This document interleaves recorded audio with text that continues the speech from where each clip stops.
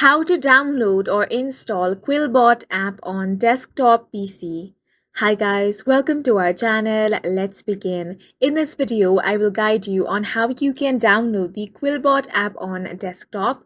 For this, open up any web browser and search for QuillBot for Chrome.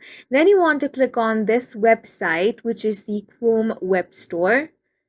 Now you can go through all of this. Then you want to click on the option of Add to Chrome for the QuillBot.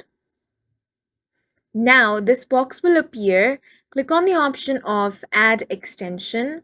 Once you click on this option, the extension will be now downloaded. After the download has been completed, you want to click on the file. As you can see, the extension has now been added to Chrome.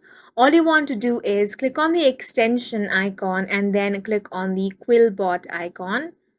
Now the QuillBot window is going to open up in this way. You can simply sign into your account, or if you do not have an account, sign up and create a new account and start using QuillBot in your desktop. And that's it for this video. If you found it helpful, please make sure to hit the like button and subscribe for more videos like this.